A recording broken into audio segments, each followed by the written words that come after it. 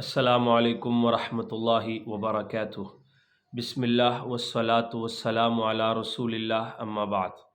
عزیز بھائیوں، چند بھائیوں کا یہ سوال تھا کہ کیا کوئی بھی جن وہ پیٹ کے اندر حمل کو ضائع کر سکتا ہے؟ کیا جنات کے اندر اتنی طاقت ہے، جادو کے اندر اتنی طاقت ہے کہ وہ 8 یا 9 ماہ کا ایک بیٹا ہو یا بیٹی ہو پیٹ کے اندر اس کو ضائع کر دے، اس کو ختم کر دے؟ کیا ایسا ممکن ہے؟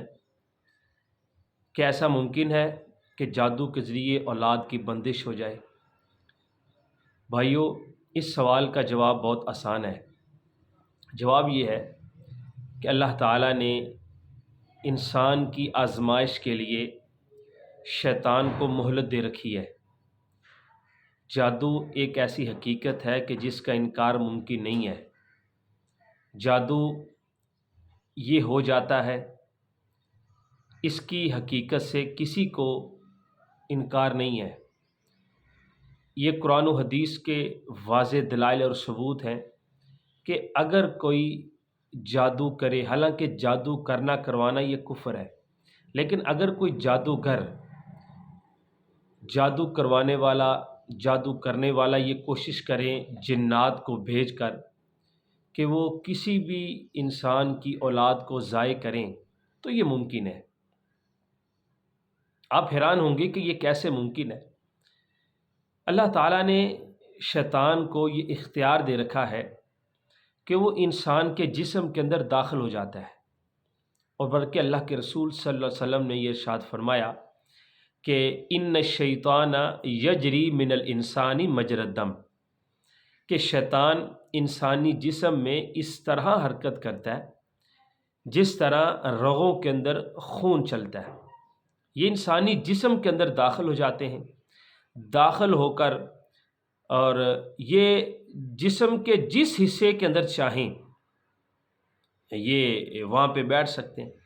ان کا مین جو مرکز ہوتا ہے وہ یہ مغز حرام ہوتا ہے، یہ جو چوٹی کا حصہ ہوتا ہے، یہ آگے والا یہ مغز حلال ہوتا ہے اور یہ پیچھے والا مغز حرام ہوتا ہے۔ تو پھر یہ یہاں سے پورے جسم کو کنٹرول کرتے ہیں۔ تو اگر کسی کا دماغ معاف کرنا مقصود ہو تو پھر اس کے دماغ کے اندر جو جادوگر ہوتا ہے وہ کسی حرام جانور کی کھوپڑی لے کر اس میں جناب میخیں لگا کر کوئی بھی حرکت کرتا ہے، پھر وہ جن شیطان اس کے دماغ پہ حاوی ہو جاتے ہیں۔ اگر اس نے اس کا بازو ڈیمیج کرنا ہو تو اس مخصوص حرام جانور کا وہ حصہ لے کر اس میں سوئیاں لگاتا ہے، تو پھر وہ جو مریض ہوتا ہے اس کے اس حصے کے اندر تکلیف شروع ہو جاتی ہے۔ اگر اس نے کسی کی اولاد ضائع کرنی ہو وہ اس طرح، وہ بھی اس طرح کی حرکت کرتا ہے۔ بہرحال اللہ معاف فرمائے، مجھے کچھ ساتھیوں نے بتایا تھا، بلکہ میں نے کچھ اس طرح کی کچھ کتابیں ہیں ان کے اندر بھی اس چیز کو پڑھا تھا۔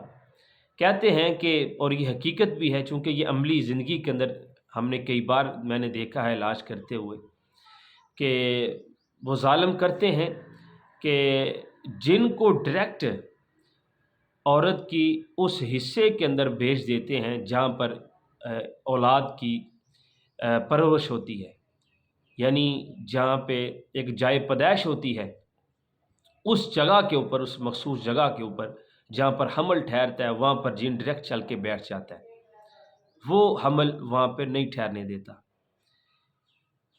اکثر خواتین جو ہوتی ہیں ان کو یہ اٹھرا کا مسئلہ بن جاتا ہے، تو اس کو اچھی طرح سمجھ لیں کہ جو اٹھرا ہوتا ہے یہ دو طرح کا ہے۔ ایک اٹھرا ہوتا ہے جو بہت کم ہوتا ہے، آج کل ہوتا ضرور ہے لیکن یہ بہت کم ہوتا ہے، کہ وہ ایک جسمانی بیماری ہوتی ہے کہ حمل جو ہے نا وہ دوسرے یا تیسرے مہینے میں ضائع ہو جاتا ہے۔